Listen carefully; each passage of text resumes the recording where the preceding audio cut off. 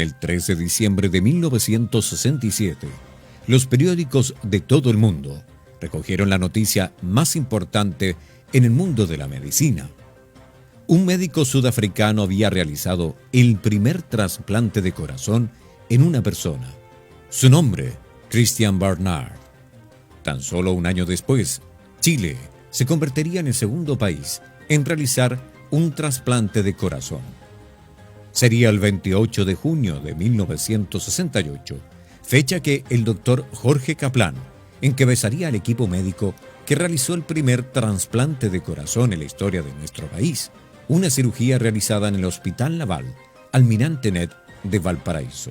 La paciente era María Elena Peñalosa, de tan solo 24 años de edad, quien recibió el corazón de un joven de 21 años de edad, Gabriel Vélez, quien había fallecido debido a un tumor cerebral, marcando así un hito en la historia médica a nivel latinoamericana.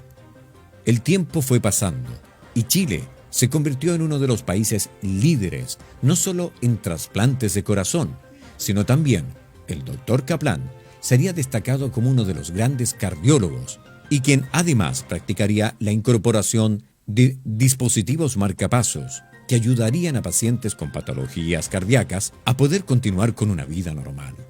El 14 de mayo de 1992 se creó la Fundación Regional Pro Desarrollo de la Atención de la Patología Cardiovascular del Adulto y del Niño, para promover y fomentar de esta forma la investigación y el tratamiento de las enfermedades cardiovasculares. Sus fundadores fueron el doctor Charles Henry Challant, el doctor Jorge Kaplan, Ognelio Pedemonte y el doctor Ernesto Aranguis, quienes establecieron como objetivo difundir toda la información de los cuidados y riesgos e incorporar e implementar nuevas técnicas para capacitar así a profesionales en el área de la salud, en la prevención, diagnóstico y en el tratamiento de enfermedades cardíacas. Es así como el 4 de diciembre del 2009, la fundación adquiere el nombre de Fundación Jorge Kaplan Meyer. El avance de la tecnología, las comunicaciones y por supuesto también en la ciencia médica han permitido avanzar en este megaproyecto que es la Fundación Cardiovascular de Jorge Kaplan Meyer. Hoy, el COVID-19 tiene sometida a la sociedad chilena a un exceso de sedentarismo que podría traer graves consecuencias a cientos de personas que han tenido durante estos días de cuarentena un relajamiento en su calidad de vida y por ende crecerán las preocupaciones y las enfermedades vasculares. ¿Cómo podremos superar la cuarentena y qué medidas preventivas para mantener un corazón sano? Esto y mucho más hablaremos hoy en Región Profunda con el doctor Ognelio Pedemonte de la Fundación Cardiovascular Jorge Kaplan. ¿Qué tal? ¿Cómo están? Muy buenas tardes y bienvenidos. Ya estamos de regreso con ustedes un día lunes cuando son las 6 y algo de pasados 33 minutos de la tarde, acompañándoles en este programa de Región Profunda, donde como de costumbre siempre queremos llevarles a ustedes lo que nos importa, lo que pasa en nuestra región y entregarles a ustedes información importante, sobre todo en esta plena pandemia que es el COVID-19. Como de costumbre, siempre nos acompaña nuestro consejero regional Manuel Millones. Manuel, gracias por acompañarnos. ¿Cómo estás, Marco? Hoy día es un tema muy interesante de salud, así que esperamos sacarle el máximo provecho a nuestro invitado. Claro que sí, también hay algunos temas que queremos conversar de lo que está pasando en la región, en decisiones que están pasando por el gobierno regional. Hoy, como lo anunciábamos, tenemos la presencia de un invitado para nosotros muy importante. Le pido disculpas si me equivoco en la pronunciación de su nombre, porque teníamos ahí como... Pero es Ognelio Pedemonte. Perfecto. Perfecto. ¿Cómo está, doctor? Bienvenido. Él es el doctor presidente de la Fundación Kaplan, aquí en la quinta región, pero además tengo entendido que es el jefe de la UPC del Gustavo Freque de Viña del Mar. UPC cardiovascular. UPC cardiovascular. ¿Qué es específicamente esa unidad? Para que la gente entienda la sigla, UPC. La unidad de paciente crítico dedicada al corazón. Específicamente nada más que corazón. Nada más que corazón, sí. ¿Cómo se encuentran hoy en día enfrentando la pandemia? Conversábamos fuera de cámara que las cirugías están todas suspendidas por este mismo emergencia que estamos viviendo. Bueno, estamos atentos a lo que se viene, porque se vienen días difíciles, pero nosotros tenemos que enfrentar siempre pacientes críticos que están enfermos del corazón, al cual tenemos que realizarle procedimientos e intervenciones quirúrgicas que nos pueden esperar y que llegan a través de la unidad de emergencia. Son pacientes que han tenido o tienen en evolución un infarto agudo del miocardio, o pacientes con alguna patología valvular o coronaria que requieren cirugía inmediata, y por lo tanto hemos tenido que operar menos cantidad, efectivamente. Hemos disminuido nuestra cantidad de intervenciones, pero de igual modo estamos haciendo alrededor del 60% de lo que hacemos, que lo que hemos hecho históricamente, lo que es bastante. Y por supuesto ocupan pabellones, ocupan ventiladores mecánicos y crea un estrés en el sistema, pero no podemos no hacer ese tipo de intervenciones porque hay gente que si no se hace la intervención se muere. Así. Antes de pasarle la palabra a nuestro consejero Manuel Millones, quiero profundizar con 3 preguntas para entrar en materia un poco.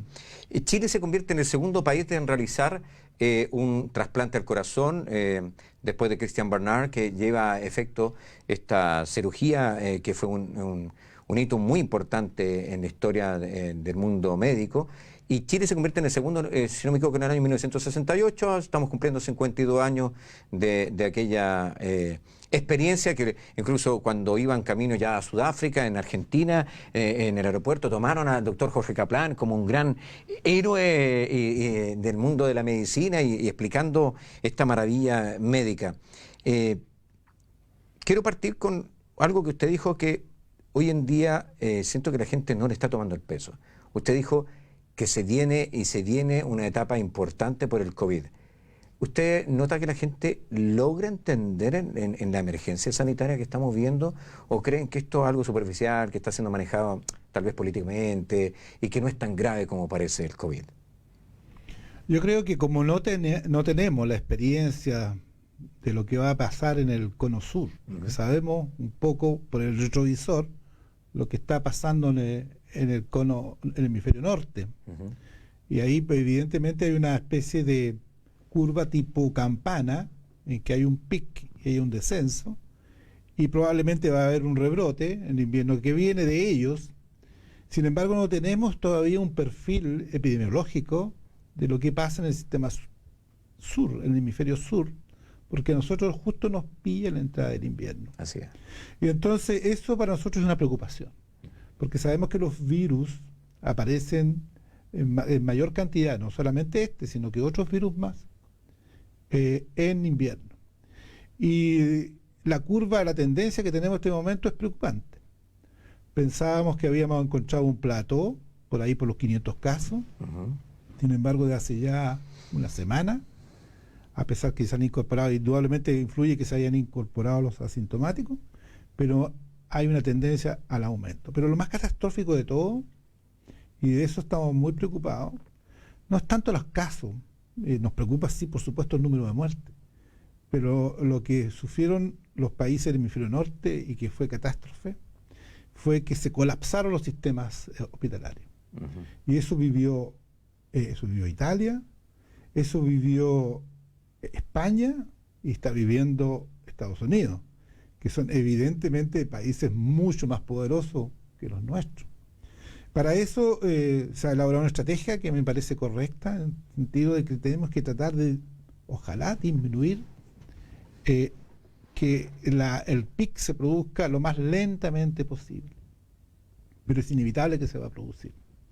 Y entonces yo creo que la población, créame, yo tengo mis hijos en Europa en este momento, porque tienen doble nacionalidad, ellos están en Bruselas, 2 de ellos, y yo veo que el comportamiento del chileno es superior al comportamiento de los belgas en cuanto, por ejemplo, uso de medidas que nosotros no estamos acostumbrados, como es el distanciamiento físico, digamos, porque social cuesta un poco decirlo, el uso de mascarilla, el lavado de manos, pero nunca va a ser suficiente, nunca va a ser suficiente para tratar de combatir esta pandemia, que por los resultados que conocemos es de alta contagiosidad, y cuando los pacientes, y ahí viene el tema del colapso,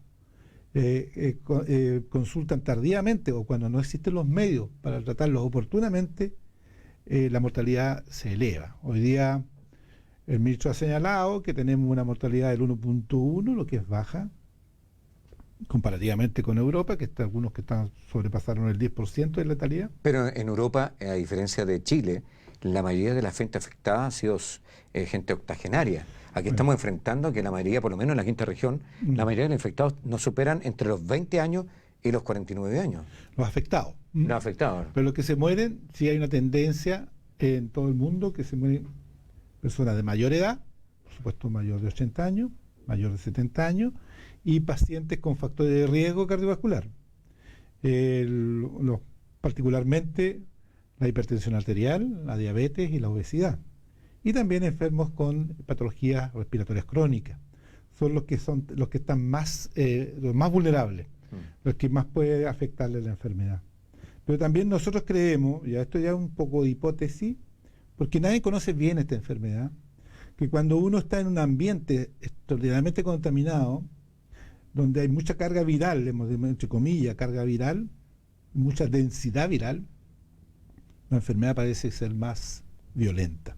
Por lo tanto, cualquier grado de combate que hagamos, ya sea para reducir el número de contagiados, ya sea para reducir el número de muertes, pero también para reducir la densidad viral que existe en el ambiente, cualquier combate que hagamos en ese sentido va a ser bueno para salir adelante de mejor manera, esperamos, que otros países de esta pandemia.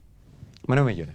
Bueno, muy contento de estar el doctor Pedemonte, una eminencia y un gran referente para muchos médicos y para muchas comunidades, el trabajo que ha desplegado en este tema de la prevención y de la rehabilitación que posteriormente vamos a conversar.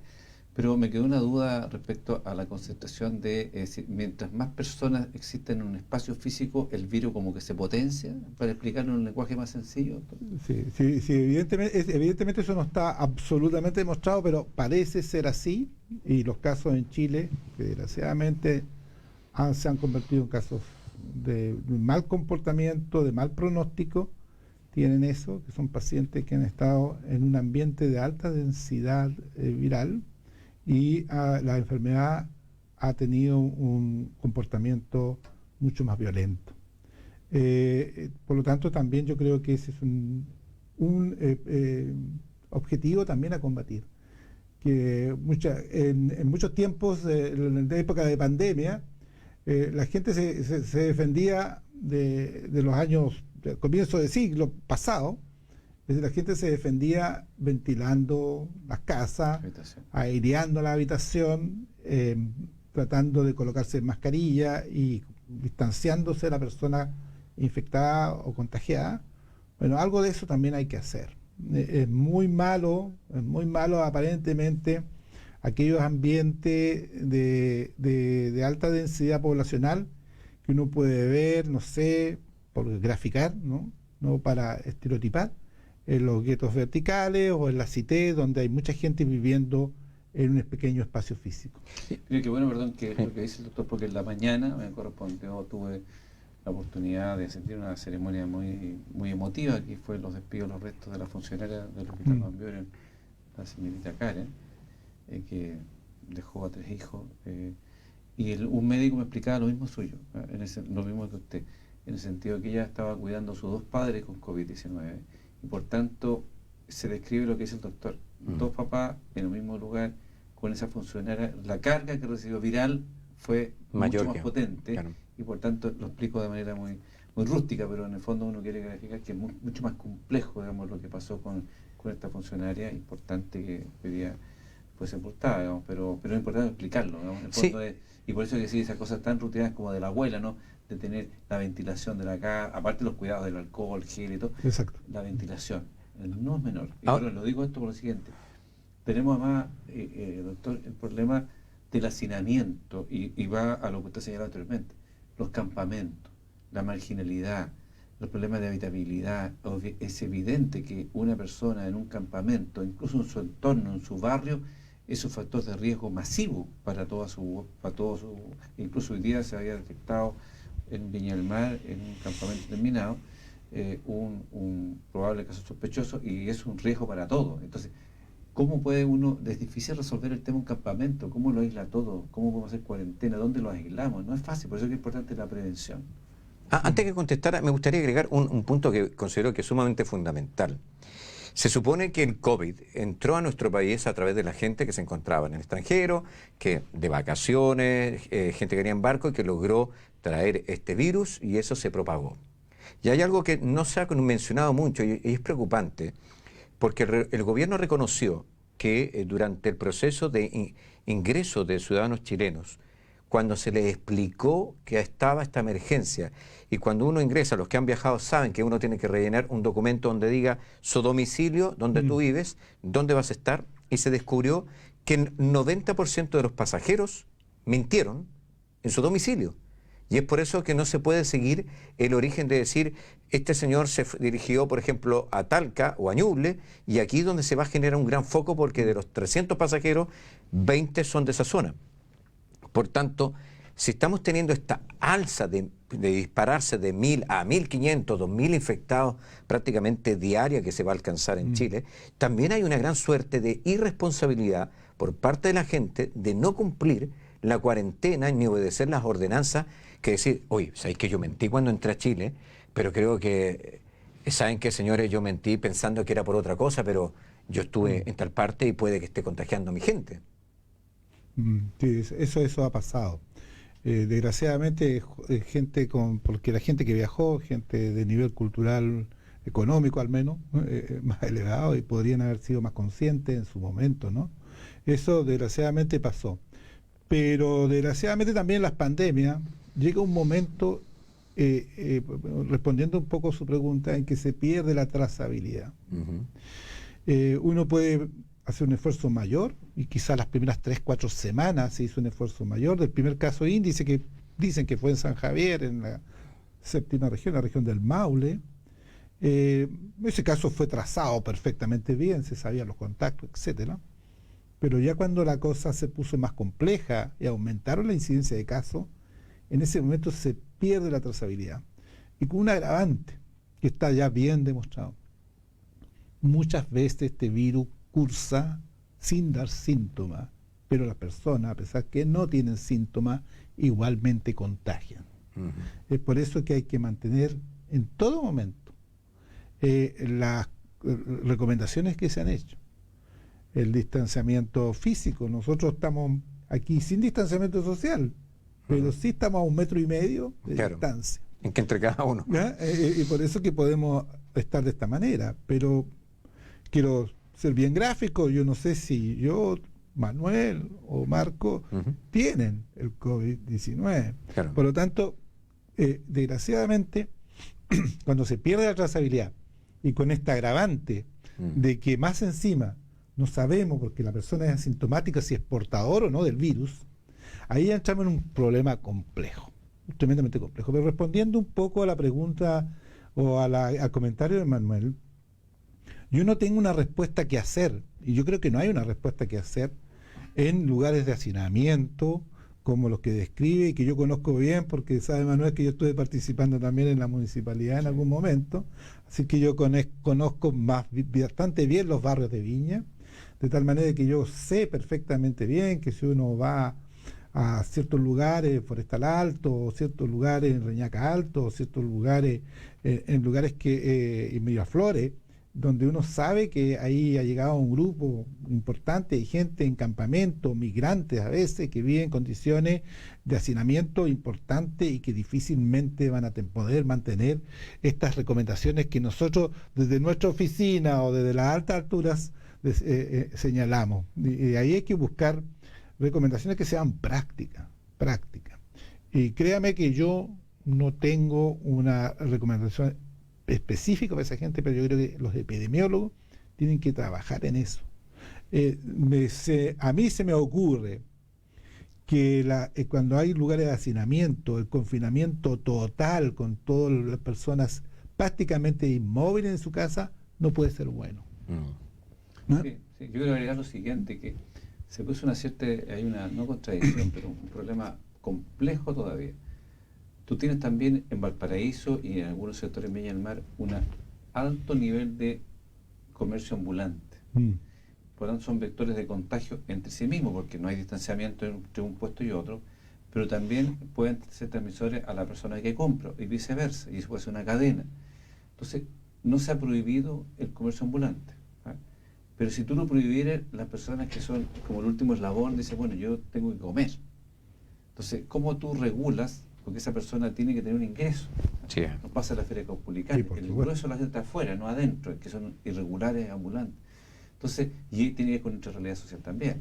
Entonces, es complejo y por eso que, como dice el doctor, no hay nada mejor que hacer prevención, porque eso va a ser imposible de poder colocarlo a cada uno en un hotel, ¿no es cierto? Es imposible. Pero también me preocupa, doctor, y lo hablábamos la semana pasada, la situación de los hogares de adultos mayores en la región. Son 230 más o menos los hogares que hay en la región, entre regulares y irregulares, donde están los sectores de más alto riesgo. Y hay 600 adultos mayores que están en hogares que no tienen resolución sanitaria, por tanto están a la suerte de Dios. Y ese es el factor de mayor riesgo.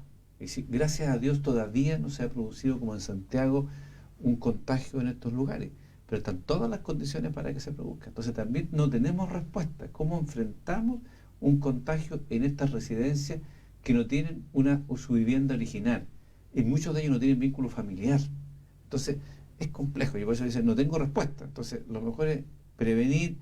Ojalá esos funcionarios, independientemente de su nivel socioeconómico del hogar, ojalá pudiera estar aislado ese trabajador y con todos los elementos de protección personal, porque él es vector de contagio, él es el que toma la acción colectiva, él que va de su casa y podría infectar a los adultos que están alrededor. Entonces es un tema que no hemos abordado todavía. Hay preocupación, pero no se observa como una cosa nueva, ¿no es cierto? Y uno dice, mire, la verdad que ya prohibimos el ingreso. Nadie puede ingresar a los hogares de adultos mayores. Se cortó el vínculo con familiares. Pero en cualquier minuto puede ocurrir lo que pasó en Santiago. Entonces hay un factor de riesgo permanente y ojalá que no pase nada. Nosotros hemos hecho una inversión importante, más de 200 millones de pesos para comprar elementos de protección personal. Pero bueno, quiero no hablar solamente de COVID porque sé que... Pero interesa. me interesa un poco remarcar algo, porque me voy a traer algo que me ha costado un poco caro, porque yo en un canal amigo de usted tuve la ocasión el 30 de marzo de matricularme con algo que iba contra las normas. Ya. En ese tiempo la OMS y los infectólogos locales no recomendaban el uso de la mascarilla porque no prevenía el COVID-19.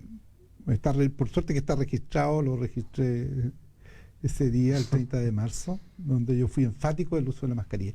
Y voy a atreverme a decir un comentario respondiendo un poco a lo que señala Manuel.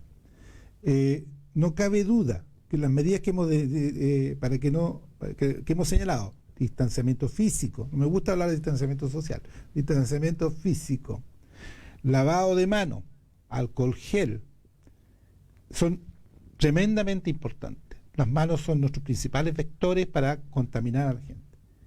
Pero no se le puede bajar el perfil al uso de la mascarilla. El uso de la mascarilla es impuesto con dureza en los países asiáticos. En China y en Corea del Sur, que alguien transite sin mascarilla en la calle, Sí. lo multan, y son multas caras. Son multas caras. Sí. Por lo tanto, por lo demás, existe ciertos antecedentes culturales de parte de los asiáticos, los orientales, en el uso de la mascarilla. Yo he estado un par de veces en Asia, en Beijing o en Shanghái, y la gente usa mascarilla por cualquier condición o situación. ¿Por qué? Porque culturalmente el uso de la mascarilla no solo está para evitar que me contagien a mí, sino evitar que yo contagie al otro. Y de esa manera se protege de manera doble. Yo me protejo y yo protejo que el otro no se contamine. Si se señala, por ejemplo, en muchos lugares que si el 80% o 90% de la población usaran mascarilla quirúrgica o cualquiera, como ha dicho el ministerio, se podría disminuir o aplanar la curva. De esa manera lo hizo China, de esa manera lo hizo Corea del Sur y algunos países asiáticos que han podido aplanar la curva, que de eso se trata. ¿Por qué aplanar la curva? Porque no entremos en un pic que pueda provocarnos colapso hospitalario. Si nosotros aplanamos la curva, podemos ir atendiendo a los pacientes a medida que se pueda, sin provocar el colapso hospitalario, que es el drama mayor que puede provocar esta pandemia.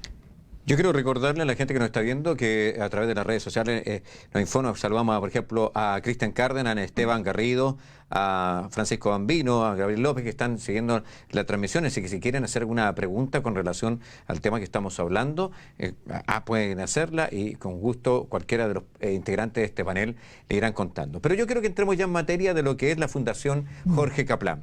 Ya hicimos en la nota introductoria que es un destacado conocido cardiólogo de la Quinta Región, también fue alcalde de esta comuna, y por la trayectoria relacional con el mundo cardiológico se crea esta fundación.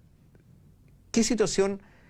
Ya hemos visto que la situación cardiológica, de que tienen patologías cardiológicas, son los primeros candidatos a sufrir las consecuencias del COVID-19. ¿Cuál es la misión, cuál es el objetivo de haber creado esta fundación?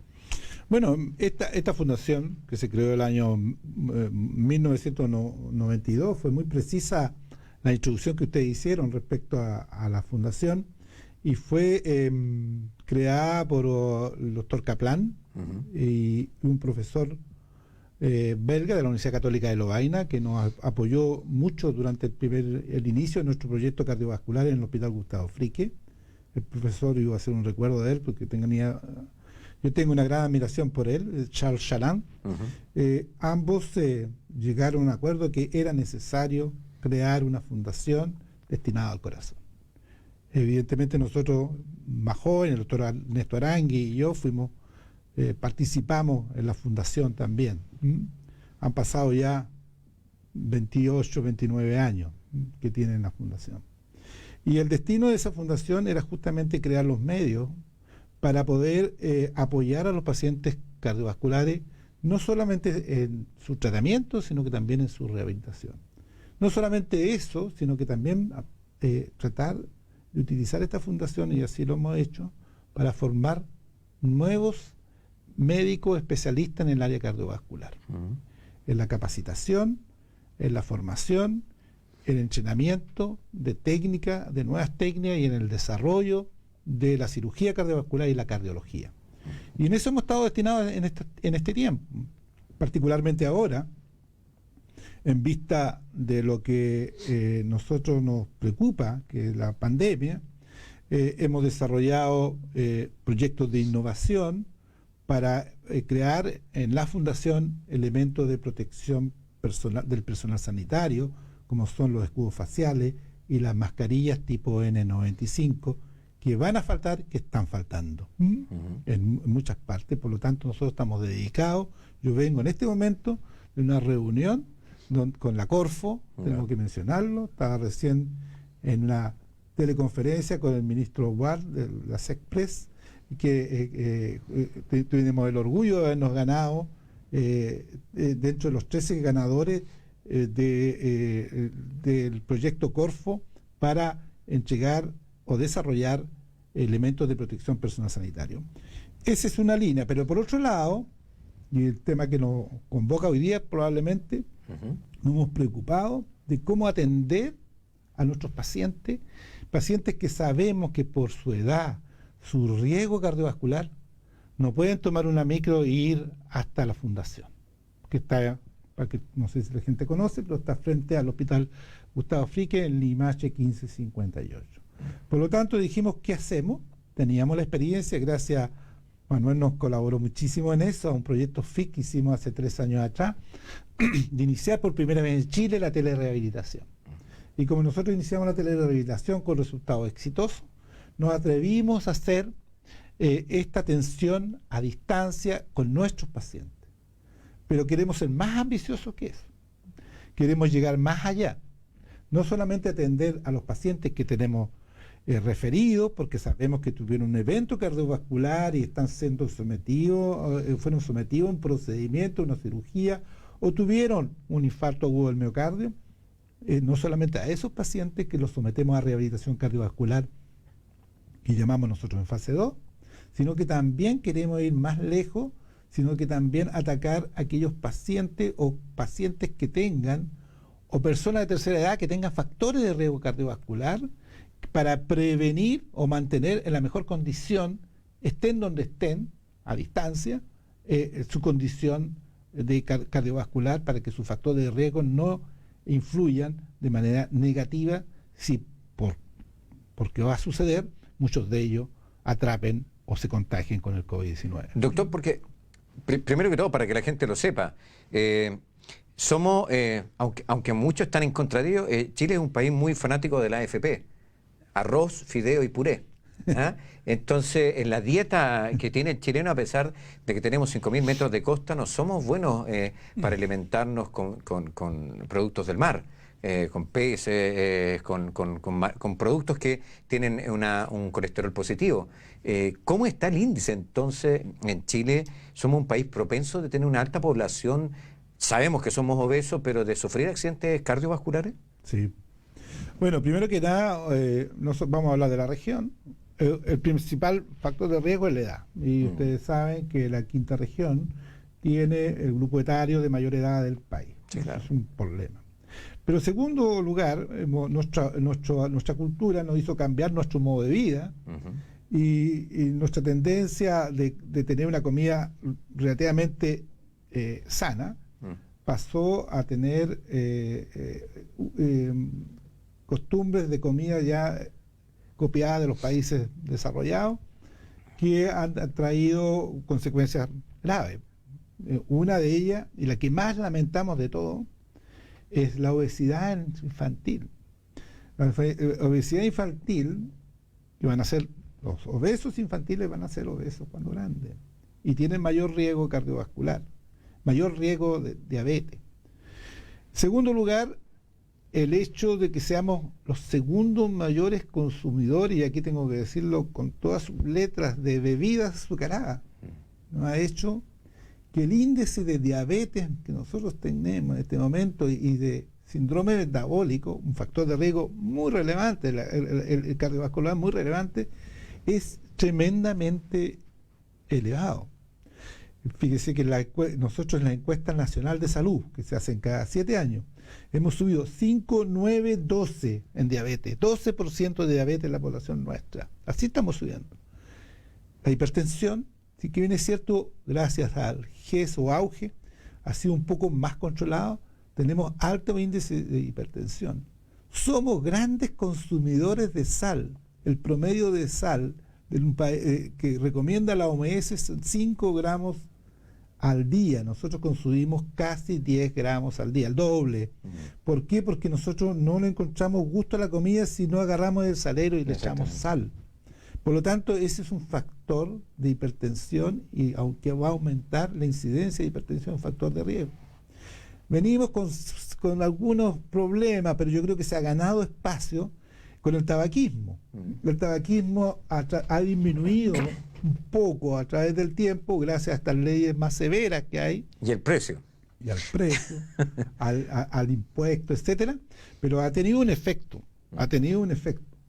Esperamos que también la ley de etiquetado de alimentos tenga un efecto para los niños. Yo me sorprendo a veces ver a los niños que les dicen a sus propios papás cuando uno va al supermercado: mire papá, este tiene 3 sellos negros, por favor búsquese 8. Claro. Y esperamos que la industria reaccione también de esa manera, o sea, que no tenga puros sellos negros. Por lo tanto, tenemos una serie de elementos que nos hacen pensar que este país cada vez va a tener enfermedades cardiovasculares graves, porque las enfermedades cardiovasculares, cuando se complican, se transforma en primera causa de mortalidad en Chile, es de accidente cerebrovascular desde hace un tiempo, como causa única de enfermedad. Segunda enfermedad que provoca gran impacto y mortalidad son los infartos agudos del miocardio. Por lo tanto, esas dos enfermedades están provocando el 27-28% de las muertes cardiovasculares en nuestro país. O sea, las enfermedades circulatorias o enfermedades cardiovasculares provocan casi 1/3 de las muertes en nuestro país. Nosotros hemos virado nuestro perfil epidemiológico del perfil epidemiológico de hace 40 o 50 años, cuando ahí teníamos muchas enfermedades que estaban relacionadas con las infecciones, la tuberculosis, etcétera. Bueno, tenemos el COVID-19, pero no sabemos qué impacto va a tener en la mortalidad global, ojo. Probablemente en algunos países no ha tenido tanto impacto y esperamos que en Chile no tenga tanto impacto. Pero enfermedades cardiovasculares tenemos una población latente con muchos problemas cardiovasculares que estamos tratando de controlar y tratar. Y la mejor forma, como lo ha dicho Manuel muy bien, la mejor forma de que invertir en políticas públicas es sin duda con la prevención. Sí, claro que sí. O sea, un peso que uno gaste en prevención es un peso o un dólar, lo que sea, es un peso que se va a recuperar. Y desgraciadamente a veces por las urgencias sanitarias que hay, porque hay una persona que tiene una enfermedad grave, etcétera, no nos preocupamos tanto en eso. Y nosotros lo que hemos hecho en nuestra fundación, no pudimos actuar con políticas públicas para prevenir las enfermedades cardiovasculares. Tuvieron su evento cardiovascular, tuvieron su infarto, tuvimos que operarlo. Vamos por la segunda oportunidad, rehabilitémoslo. Aunque tengamos 60, 70 años, rehabilitémoslo. ¿Pero de qué manera? De manera integral. Porque rehabilitarse a los 60, 70 años requiere un esfuerzo mayor. Porque mucha gente piensa que me dio un infarto, me pusieron un stent y chao, y me fui para la casa y sigo la vida normal. Exacto. Eso, la vida cambia. La vida tiene que cambiar. Y claro, cuando están hospitalizados y han pasado 24, 48 horas que tuvieron un dolor que nunca habían sentido, una sensación de muerte que nunca han sentido antes en su vida, le dicen o nos dicen que van a cambiar. Sí, claro. Pero cuando salen del hospital ya siguen igual. Entonces ahí nosotros detectamos ese problema hace ya varios años. Detectamos ese problema, entonces nosotros decimos, bueno, aquí hay que hacer una intervención que es costo efectiva. El Estado de Chile está ganando con esto, es barato y es efectivo. Y además que estamos en un país que las ciudades están todas muy distantes. Entonces, claro, por lo tanto, nosotros dijimos, vamos a hacer, y ahí también Manuel nos ayudó, vamos a hacer un proyecto de rehabilitación cardiovascular, que lo hicimos nos costó un tiempo, un proceso largo, pero finalmente el Servicio de Salud de Viña del Mar Quillota se convenció, nos aprobaron por FNDR en esa época, Manuel, FNDR, un presupuesto de 240 millones de pesos, tengo que decirlo, nosotros pusimos otro tanto y tenemos un centro de rehabilitación que con todo orgullo lo decimos es el mejor del país, en que podemos atender a nuestros pacientes y que ahora queremos incorporarle otra tecnología para ir a las casas de la gente, para hacer telemedicina y queremos abordar también el problema de poder llegar, ojalá también a los centros de adultos mayores, para poder también enseñar a la gente de manera integral, no solamente el ejercicio, no solamente el ejercicio, sino también la nutrición, el aspecto psicológico, el aspecto social, sí, que es tremendamente importante, también de terapeutas ocupacionales, de adherencia a tratamiento, a medicamentos, etcétera. La gente pierde la adherencia a los tratamientos porque le dicen que el CAE o el centro sanitario está cerrado. Entonces tenemos que hacer un esfuerzo mayor para que el esfuerzo que significó colocar un stent, un marcapaso, una enorme intervención, ese esfuerzo sea duradero en el tiempo, no vuelvan a consultar y de esa manera, créame, y está demostrado en el mundo, que es costo efectivo. O sea, que el Estado gana cuando invierte en eso. Y además que va a ser un ahorro futuro. Hablamos con Manuel, con el senador Kenny Pugh la semana pasada, que están invirtiendo en poder mejorar la carretera digital para poder acceder. Tú que ves en la región, en la ciudad, en el interior, la situación que se encuentra de requerimiento que requiere la gente de Hijuela, La Calera, Quillota. Yo creo que el proyecto que está impulsando y que hemos conversado con la Fundación Caplan y con el doctor Pedemonte apunta a eso, porque es imposible llevar médicos a toda la región, a más especialistas que no hay. Son médicos bastante escasos, particularmente los cardiólogos.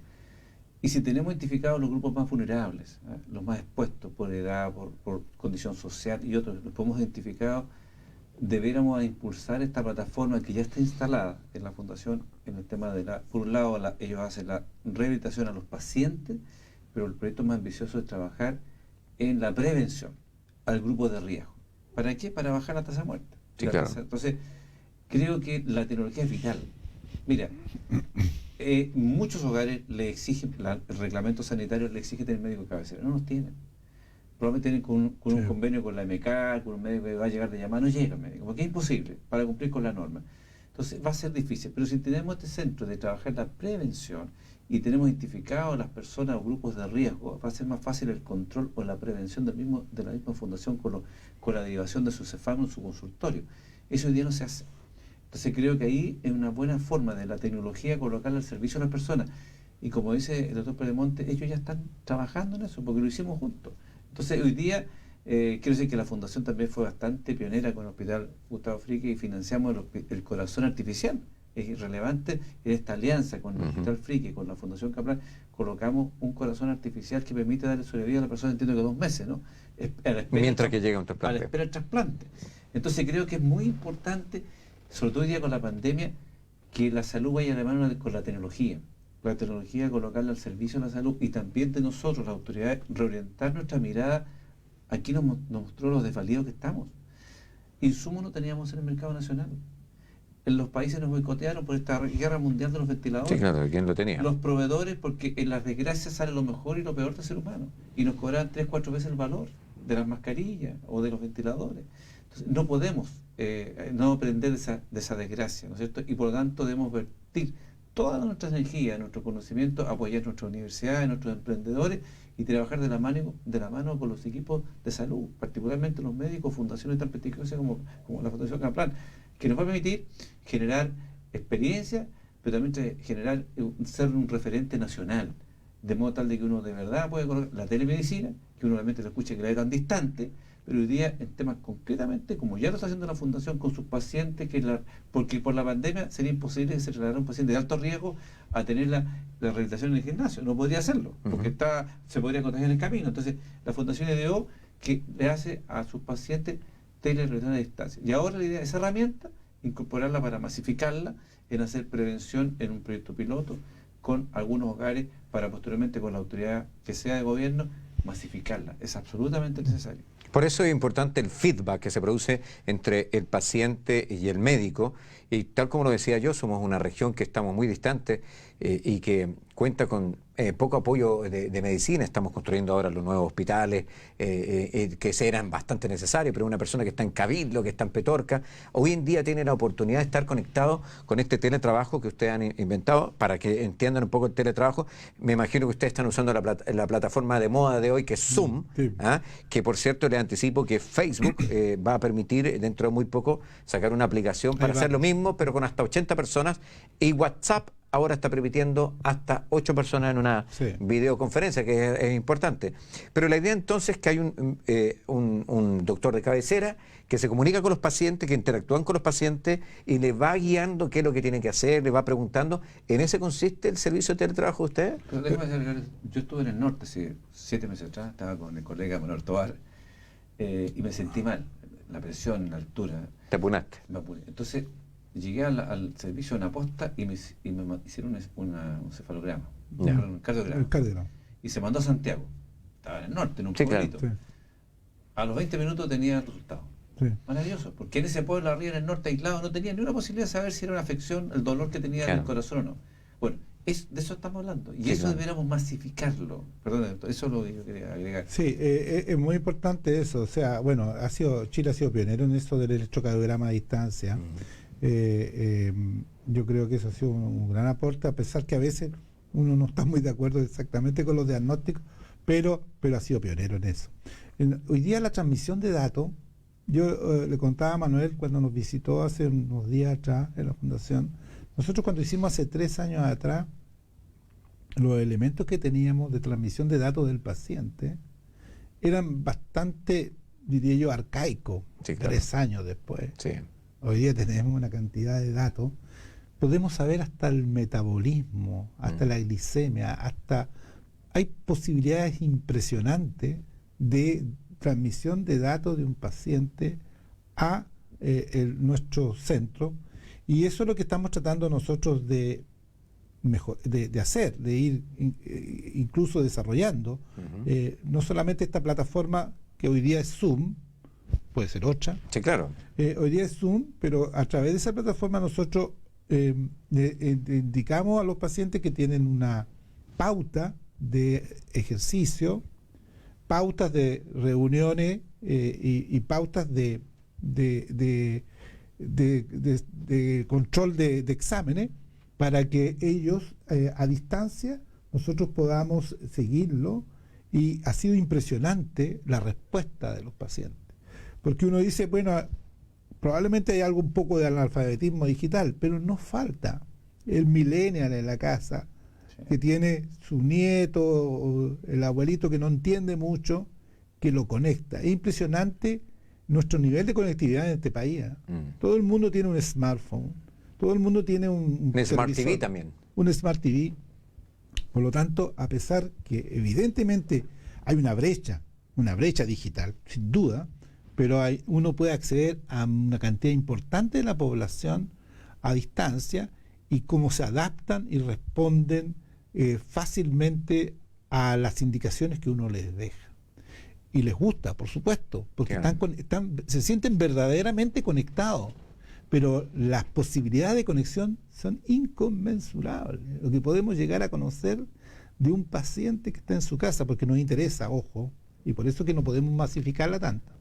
Nos interesa, por eso tienen que ser 8, 10, nos interesa interactuar con ellos. Exactamente. Nos interesa saber qué es lo que sienten, qué es lo que les pasa y qué es lo que piensan.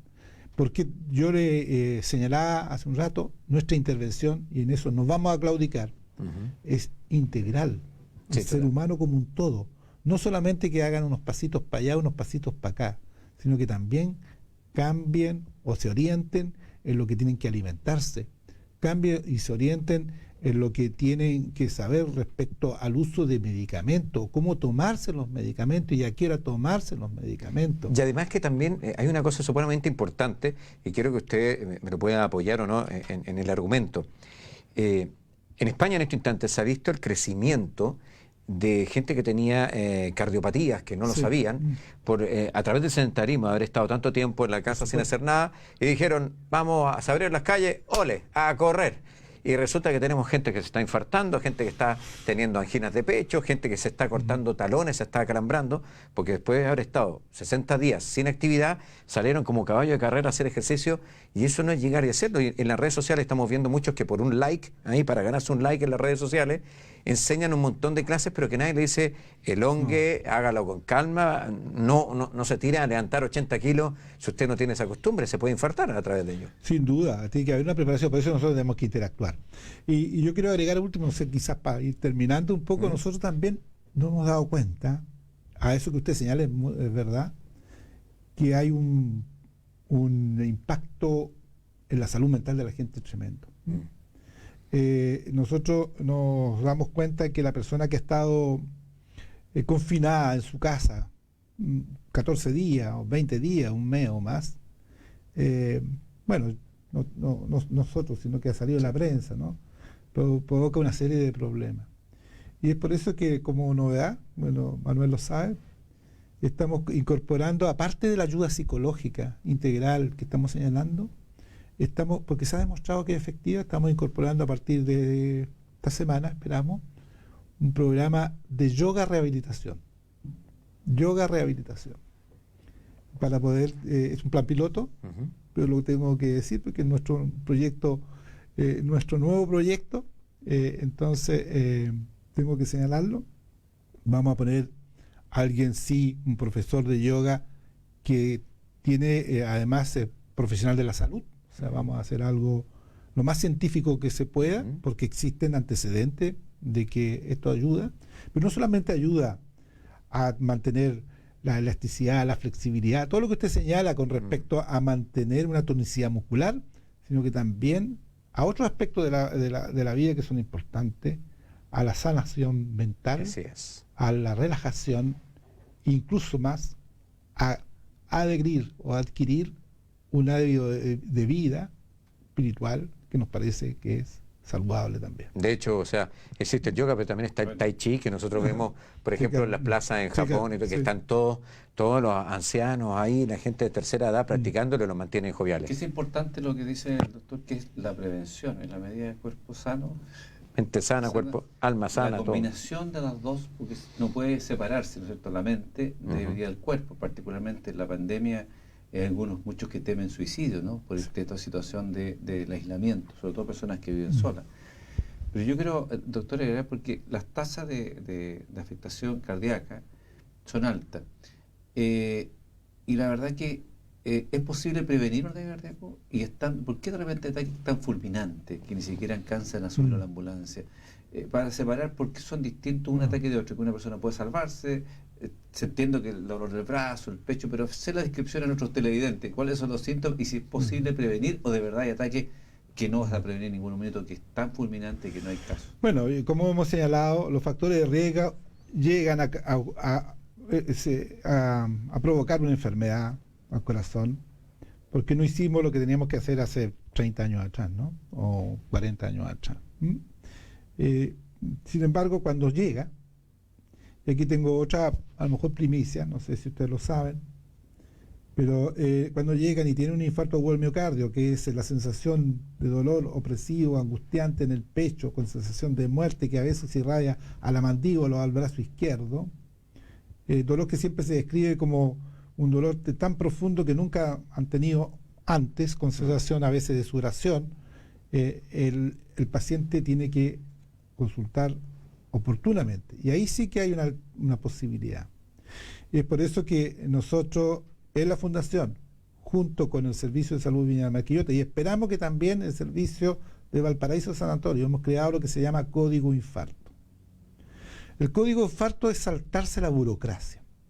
El paciente que tiene estos signos o síntomas que yo he señalado, tiene que llamar a cualquier médico, y el primer contacto médico, sea en el SAPU, sea en su casa, donde sea, va a llamar directamente al SAMU. Y el SAMU va a haber un médico contralor, y eso está funcionando en Viña, y voy a contar cómo está funcionando. Va a llamar a un médico que controla la llamada y se va a poner en contacto inmediatamente con el Hospital Gustavo Fricke en este caso, y ahí se va a activar un equipo de urgencia que va a estar preparado para recibirlo en ese instante y abrirle la arteria y recuperar el máximo de corazón posible. Tiempo es músculo cardíaco en este caso. Tiempo que pase es tiempo de destrucción del músculo cardíaco. Entonces, cuando ya las políticas públicas no funcionaron, cuando la prevención no funcionó y llegó el evento, la recomendación es consultar rápidamente. Y el tiempo de respuesta, curiosamente, llevamos un año en esto, que lo ha desarrollado, debo mencionarlo, principalmente, bueno, tengo que hacer un homenaje. Nosotros perdimos un querido colega este año, nos da mucho dolor decirlo, el doctor Humberto Torres, que fue uno de los iniciadores de esto, y ahora el doctor Felipe Aninat, cardiólogo que viene recién llegando de España, donde esto se hace, ha continuado con este proyecto, y nosotros como fundación lo estamos apoyando 100%. Hemos logrado verdaderamente una eficiencia tremenda en cuanto a mortalidad. Hemos disminuido tremendamente la mortalidad. En cuanto morbilidad, o sea, pacientes con menos insuficiencia cardíaca, en cuanto a recuperabilidad y en cuanto a calidad de vida. Eso no se ha mencionado mucho, no se hace muchas veces, no se conoce las noticias negativas, pero tenemos ya registrado, tabulado, alrededor de 150 pacientes que han sido beneficiados de esto que hemos llamado Código Infarto. Y es un tema a lo mejor que para otro programa, pero podrían invitar al doctor Felipe Aninat, cardiólogo de nuestro hospital y del Hospital Van Buren, que ha desarrollado este programa. Yo encantado lo acompaño, porque uno de nuestros jóvenes que pensamos que va a desarrollar y va a continuar desarrollando este programa, que es tremendamente beneficioso. Algo parecido, tengo que hacer mención, se ha hecho con accidente cerebrovascular.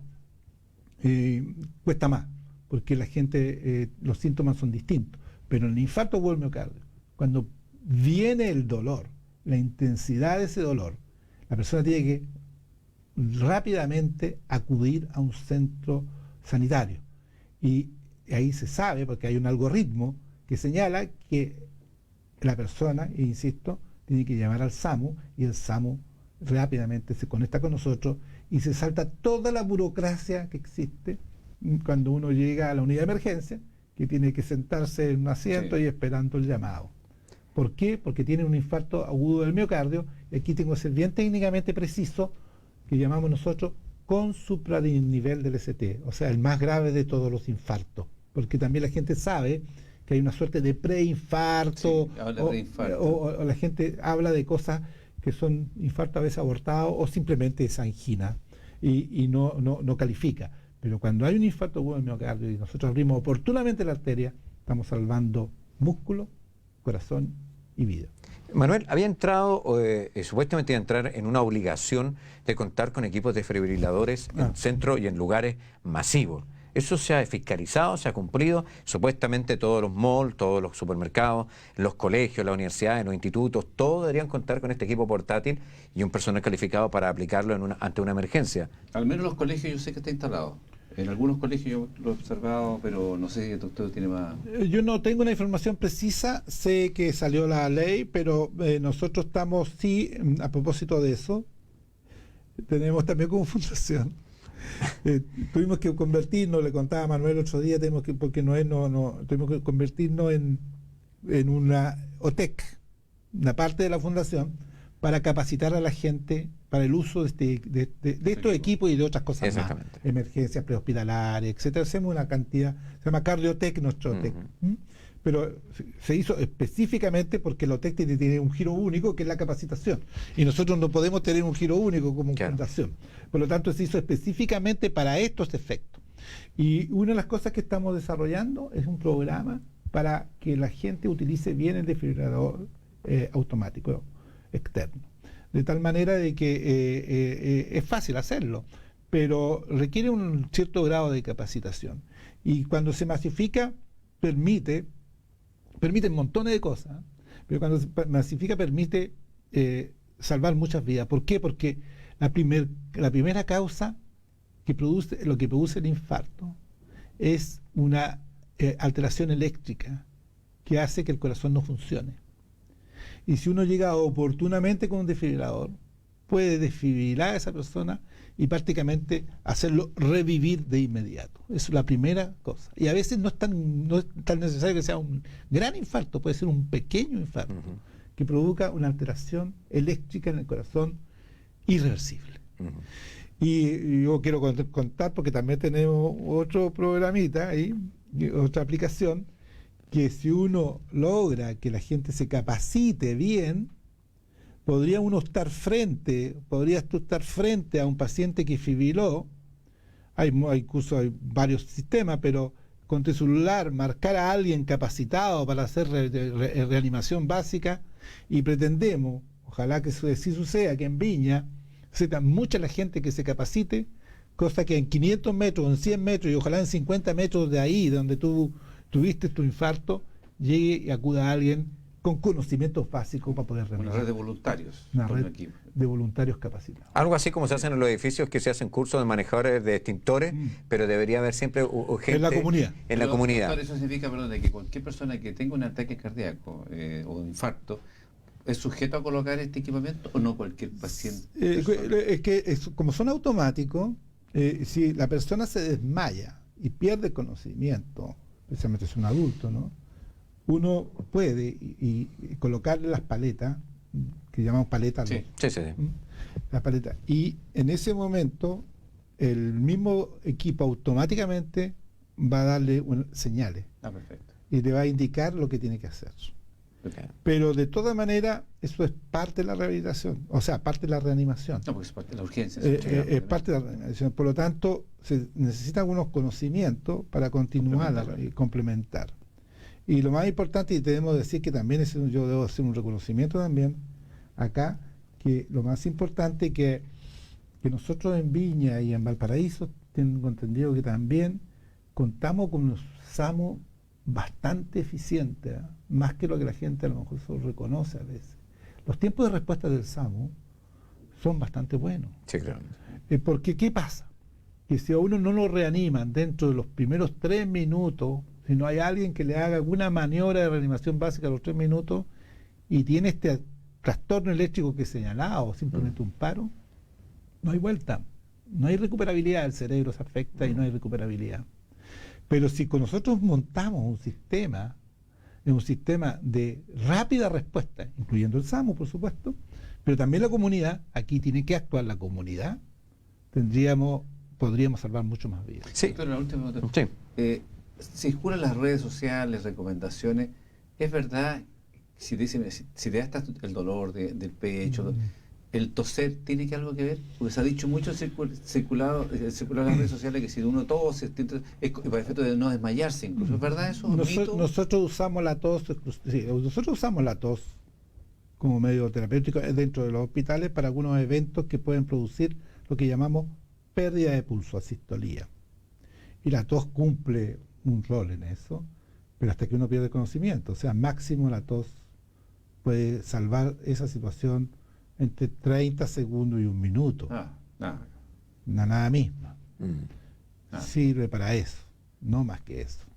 No que vaya a revertir la condición que provocó el paro, sino que simplemente va a poder mantener el pulso, porque la tos produce un aumento de la presión positiva intratorácica. Dentro del tórax aumenta la presión positiva, los pulmones aprietan el corazón y el corazón hace como un masaje, ¿no? Pero eso lo puede hacer mientras uno está consciente, 30 segundos, sí, claro. 60 segundos, máximo. Lo importante es saber que ocupando la nueva tecnología, el teletrabajo, esto está abriendo además puertas para gente que tenga mayores conocimientos médicos, para contar con mayores paramédicos, para a lo mejor pequeños cursos técnicos que pueden ser después tutores de estas mismas clases de teletrabajo que ustedes van a tener y que permiten de una u otra forma llegar hasta los rincones más profundos de nuestra región con una solución, con un tratamiento médico, que incluso permite ser más social, porque de repente la persona está sola en su vivienda y el hecho de compartir con 2, 3, 4, 5, 6 personas se siente un poco acompañado y se hace este trabajo en forma conjunta y tener la oportunidad de tener una respuesta inmediata de un doctor que está hablando y diciendo tranquilo, esto está pasando, tómatelo con calma, no hagas esto, haz esto. Entonces se hace muy interesante y claramente la Fundación Jorge Kaplan, usando el nombre también, por cierto, de este pionero doctor de nuestra quinta región, que hizo este primer trasplante, que ubicó a Chile en el segundo país que incorpora los trasplantes cardiológicos, hace sin duda alguna que sean ustedes innovadores. No me quiero ir sin antes preguntarle cómo está la situación de donación de órganos. ¿Se complica para los trasplantes? Sí. ¿La gente todavía no logra entender? Mire, yo nunca le echo la culpa a la gente. En realidad, yo creo que siempre son políticas públicas las que hay que incentivar. Nosotros pasamos por un muy mal periodo el 2018. Después hicimos un trabajo conjunto con el Colegio Médico. Yo trabajé con el Colegio Médico, tuvimos un par de reuniones con el ministro. Y el año 2019 fue un año muy bueno para la donación de órganos. Rompimos el récord, llegamos a tener más que el objetivo, más de 10 donantes por millón de habitantes, que era un récord que no se había obtenido antes. Desgraciadamente, entre el estallido social y el COVID-19 se nos vino abajo todo esto. Nosotros el año pasado realizamos 11 trasplantes cardíacos, que es el número más alto, el segundo número más alto de la historia de nuestro servicio que dirige el doctor Ernesto Arangui, del Servicio de Cirugía Cardiovascular. Pero este año no hemos hecho ninguno.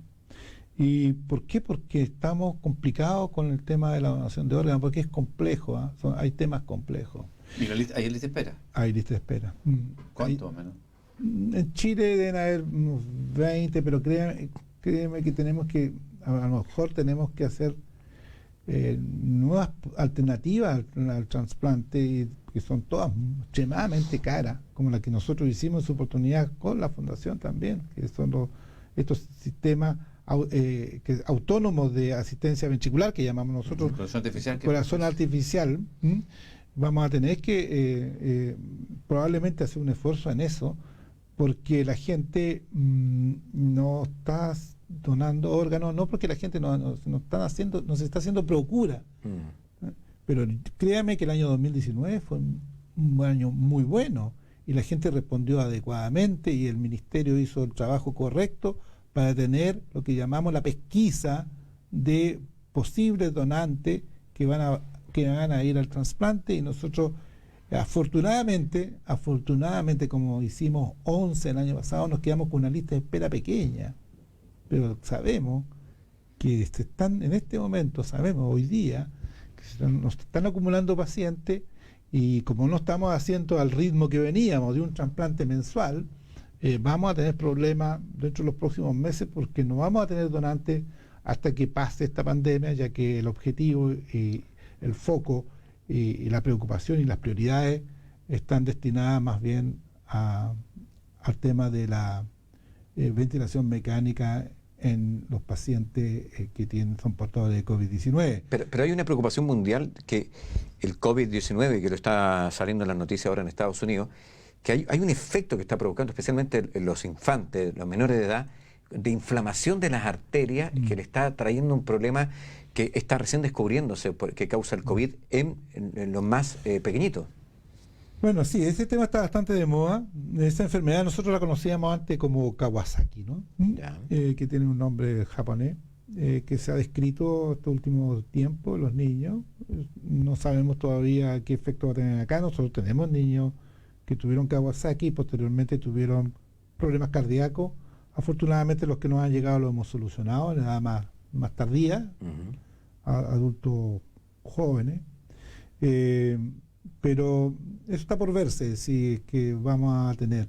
Pero lo que sí, efectivamente, como esta enfermedad todavía no se conoce mucho, no solamente este virus ataca los alveolos y produce lo que llamamos distrés respiratorio y ventilación, y lo que se llama, y tenemos que llevarlo a la ventilación mecánica, sino que también produce algo que se llama como endoteliitis, que actúa sobre el endotelio de las arterias de cualquier paciente, inflamándola, y provoca una inflamación y una trombosis, y esa trombosis en un grupo de pacientes puede provocar complicaciones y secuelas.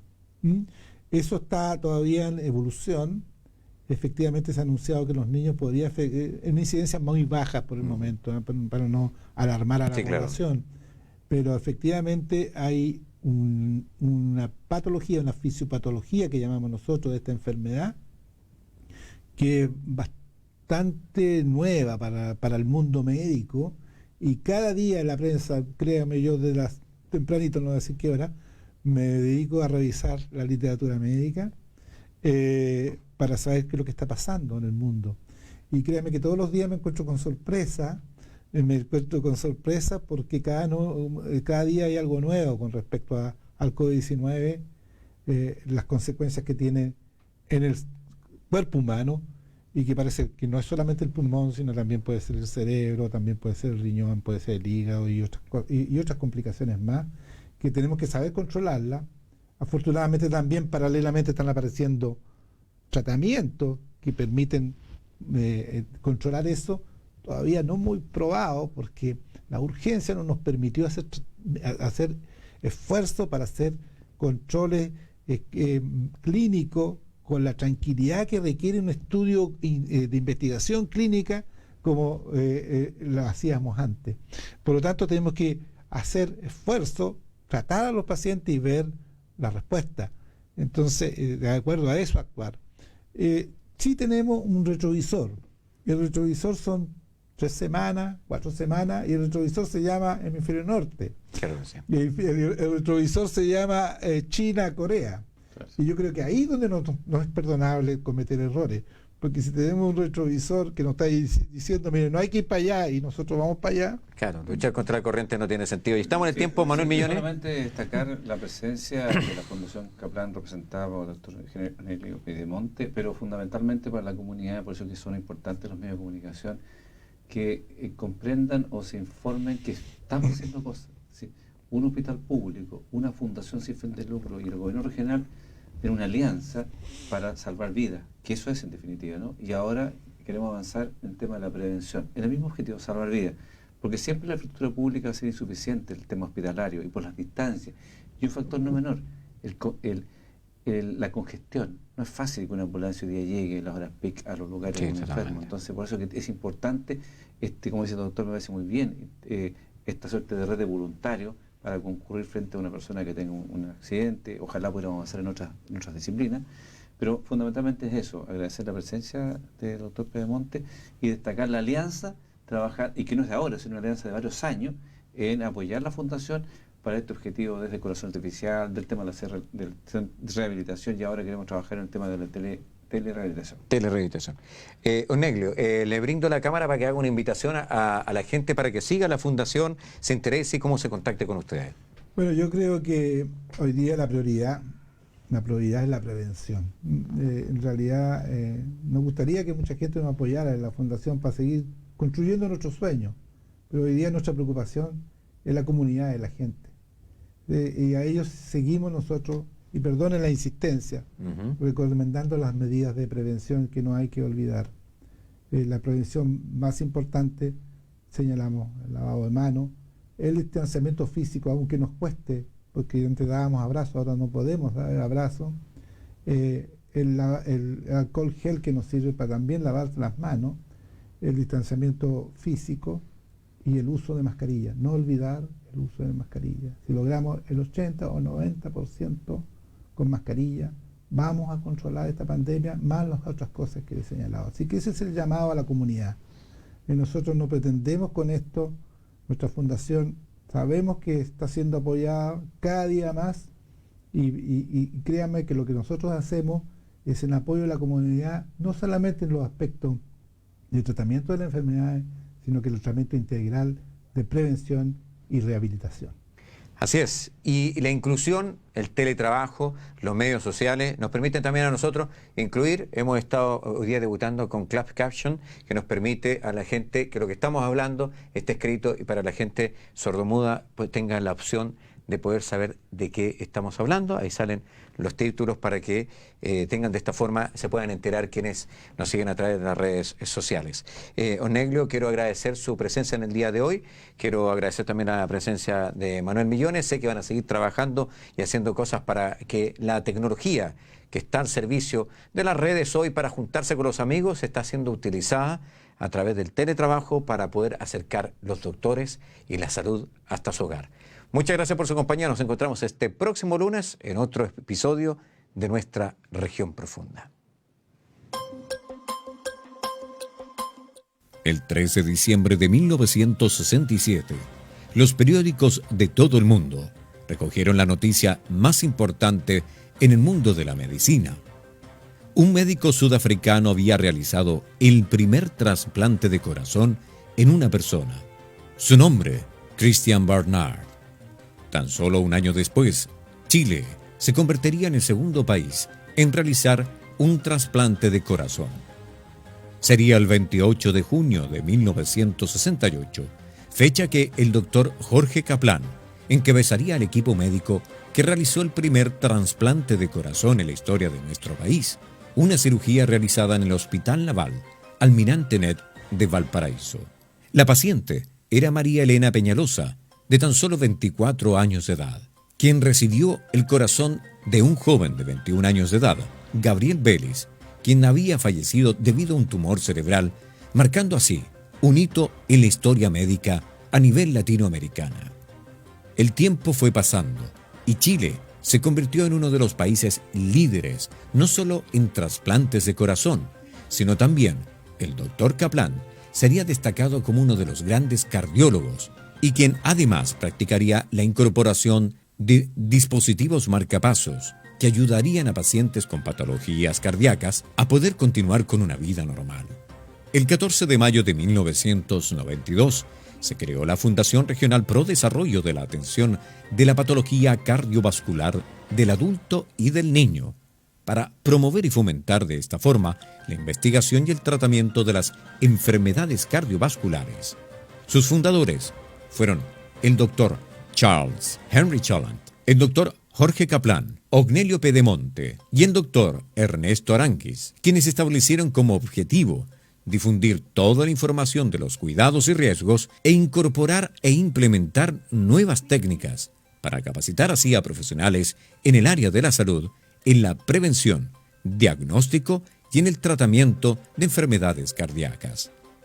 Es así como el 4 de diciembre del 2009, la fundación adquiere el nombre de Fundación Jorge Kaplan Meyer. El avance de la tecnología, las comunicaciones y por supuesto también en la ciencia médica han permitido avanzar en este megaproyecto que es la Fundación Cardiovascular de Jorge Kaplan Meyer. Hoy, el COVID-19 tiene sometida a la sociedad chilena